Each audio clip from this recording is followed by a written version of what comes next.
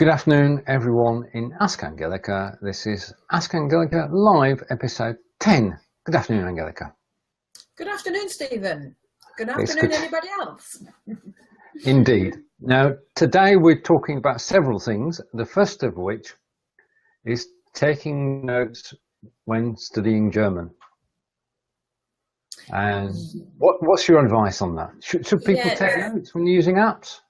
Well, that's a bit. The question was when you're using an app. Now, Duolingo and other apps are really designed to you just work your way through, and you don't have to take notes. So that's fine. You can actually learn any language, not just German. You can learn a language by not learning any not learning any grammar or making any grammar notes or anything, but that takes time. So the idea with Duolingo, for example, is that you'll learn by making mistakes, and then Duolingo says, no, it's wrong. And then you get asked the question again. And this time you think, oh, hang on, what did I do wrong? Okay, one must be number two then. And then you find out it was wrong again. And you just keep on being asked the same sentence, not always straight away, but sort of in succession in a way, until you get the right answer. And I've actually had that this morning. I'm trying to use Duolingo to pick up some Polish. I'm not very successful at the moment, I may add, but there were things in there that where I went wrong, and it kept on telling me it was wrong, and eventually I got the right answer. But to be quite honest, I have got no idea why I have got the right answer. Okay. Now, to me, that isn't the best way to learn it. So what I will do is, and that's a bit difficult when you're using it on the phone, but I will go back to that lesson and I will have a look. First of all, I will have a look at the notes that Duolingo actually gives, because they do give some grammar explanations, which unfortunately you can't access on the phone. So at least not on the Android, and I think that applies to the iPhone as well. So if you wanted to read Duolingo's notes, you need to go onto the computer and have a look where there are some basic grammar explanations. So I'm going to have a look at them, and we'll read through them, and then I'll make my own notes. Because I find that when I write things down myself, literally with a pen on paper, or right, if you don't like doing that, you can still do it on the computer, but you are typing it yourself or you're writing it yourself, it sticks better. Oh, yeah, so, yeah. So when I come to that same sentence, which I'm bound to will get back to, then at least I will have a better idea. That way, I'm speeding it up a bit. And I know when I teach a new group of German learners, I always say to them when they come across grammar for the first time, and they go, oh, no, I don't want to do it. Yeah, it's scary. And I say, well, I said, you can learn German without grammar, which is basically what you would do with Duolingo.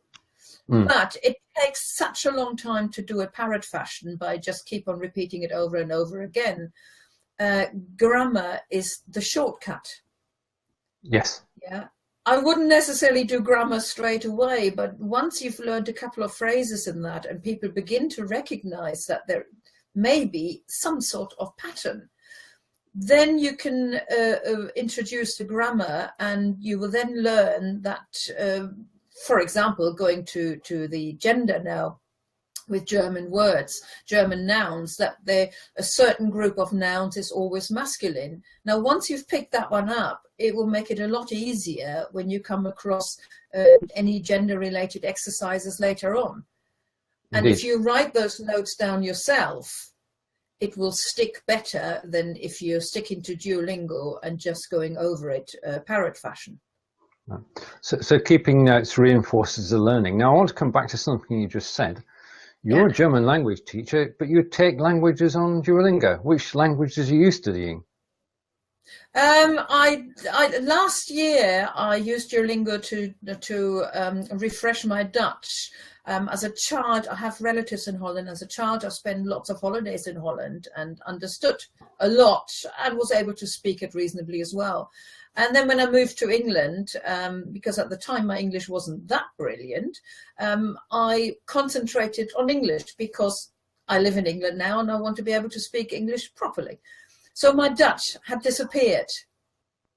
So I decided to use Duolingo to refresh my Dutch again, and I can read it fairly well. I'm not too sure about speaking, but the reading bit was the main bit at the moment, really, or last year, that I wanted to do. So this year I thought, well, how about a new challenge? And as a language teacher, it is good, or actually as any teacher, it is good if you try and learn something new, just to remember what it's like when you're sitting at the other side of the table. Yes. You forget, as a teacher, you forget what it's like to be a student and sitting there and being scared and opening up your textbook for the first time and everything you see is just gobbledygook and you're supposed to learn this, and doing homework and everything else. So it is a really good idea. Now, I have the same problem as a lot of other people because my hours are so irregular, and I teach a lot in the evenings and the afternoons and everything else. It's very difficult for me to attend language classes. So I go and use Duolingo, but I use other things as well. And this year I decided very bravely, because I have some Polish students, and I thought it's really good for them to learn English, and I even had a Polish student who was learning German as well. So English and German, being a Polish national, I thought, I'm going to have a go. So now I've said it publicly. Oh dear. I'm going to have a go. I'm teaching myself Polish. I wanted to keep that a secret, actually. Oh dear. Because, yes, it's not very successful at the moment. And so I have now started. I haven't actually made any notes yet, but I will do that because I know that will reinforce it as well. But I've started using some other apps apart from Duolingo, right, just so that I can reinforce certain bits of vocabulary. Well, that neatly leads us on to the next topic, which is mistakes in apps. Because yes, when you're learning, and you've got an app, you paid for an app, and the app's on your phone, you expect it to be right, don't you? Yes, and we all make mistakes. I make mistakes. Textbooks make the amount of times when I use a textbook and I look at a sentence and think that's not right, and I realize I made a mistake, and then I correct it, and then I tell the students on page 25, the sentence 3, that's a mistake. That should be so and so and so and so. And I've made mistakes before in my online courses, but of course you normally don't notice them yourself.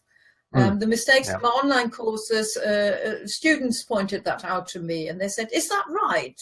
And I think, wow, what's that? And I look at it and I said, oh no, I made a mistake. I've forgotten to take a word out, or I left the wrong word in, or anything like this. And we need other people to tell us where the mistakes are. And the same applies to app. I came across a conversation in a Facebook group where somebody posted a screenshot. They used, I think it was a Memrise app, where they were supposed to speak to an alien bot. And this alien said, hello. So this person replied, Guten Morgen. So the alien then said, alles klar, tschüss. And then Memrise comment underneath was, are you confused? Well, your alien friend left because you basically told them goodbye. And this person thought, that's not right. So he or she, I can't remember now, posted it in the group and said, where did I go wrong? And a couple of people started to speculate, and they said, well, maybe you did say, oh, guten Morgen. No, guten Morgen means good morning. But the more they were discussing it, the more some of the people got confused. And if you come across a situation like this, if you can, I know on Duolingo you can, I don't know about Memrise, don't know about this bot, but if you can, flag it up and query it. And just saying, are you sure that's right? At worst, you won't hear from them, or they get back to you and saying, well, sorry, actually, you are wrong because so-and-so and so-and-so. But hopefully they will get back to you and they're saying, well spotted, thank you very much. I found some mistakes in Duolingo. I tried the German Duolingo. I wouldn't find any mistakes in the Polish Duolingo, certainly not for a long time. But I actually found some mistakes on the German Duolingo on the sort of higher up. As it gets more and more complicated, there were some mistakes, and I queried it with Duolingo. I didn't hear from them for quite a few months, but they did get back to me and they said, yes, we agree, and they've changed it. So apps make mistakes as well. And of course, the bad thing is if you're learning on your own and you don't notice it, then you're just learning something wrong. There's nothing you could do about. You could be learning something wrong from the teachers as well. I could be teaching you something wrong in German and not realizing it until 3 weeks later, and you may have stopped having German lessons by then. Well, that's just tough. So that's a danger that always happens. Usually, if a teacher makes a mistake, the teacher quite often notices it themselves and then corrects themselves, or we notice the mistakes in the books, or somebody in your German group will notice a mistake and query it. When you're learning on your own, that's the tricky bit then. So if you ever have any doubts when you do an online activity, let the people who make the app know, if you can, because it may just have been a fluke mistake that sneaked in and they didn't know anything about it. And if that is the case, they will then correct it. And it means that other people who come to the same thing won't see the same mistake. If you can't do that, then take a screenshot if you can and ask somebody else. Post it in a group, post it in Angelika, ask Angelika. If you come across a thing and you think like, that's not right, yeah. If you can take a screenshot, post it, and then we can have a look at it. Indeed, indeed. So apps do make mistakes, and if you do get it sorted, you're actually helping not just only yourself, but other people as well. But it's disconcerting, isn't it? Because you expect a certain level, and nothing's ever 100%, and I take your advice on that. Now, it's the 10th of February today, and it's the 14th next week, which is Valentine's Day. Valentine's Day, yes. And what's Valentine's Day like in Germany? I'm not too sure about it now. I know when I still lived in Germany, which is now a few years ago, it wasn't really heard of. I think as a teenager, I read about Valentine's Day once in a book where the main character lived in a different country. And I'd never heard of Valentine's Day before. Things, of course, gradually have changed. And if you now Google, for example, Valentinskarte, you get a huge page full of images of German Valentine's cards. Good tip if you wanted to write your own and you need something to, or you want to make your own card and you wanted to write it at the front. Most of the German Valentine's cards say Alles Liebe zum Valentinstag. So if you wanted to make your own card, you could put that on there. Of course, that's only useful if you know somebody who speaks German who would want to receive a card like that. If you wanted to impress your teachers, maybe you want to write, I don't know, probably not. A couple of years ago, I wrote a blog post about phrases that you may want to use inside a Valentine's card. We can add the link later on. But yeah, Alles Liebe zum Valentinstag is sort of what most cards write. And you can now buy them in Germany as well. But we'll find the link again to the blog post if you want some phrases to put it inside. That'd be good. Then you can write your own one. Yes. That's a hint for you now, Stephen. I know, but I've already wished you. Never mind. Right, okay. if there are any questions, and thank you, Peter, for joining us today, and for everybody who's watching live but not commented. If you do have questions, you are watching live, then you can pop them into the Facebook post now, and Angelika will answer them.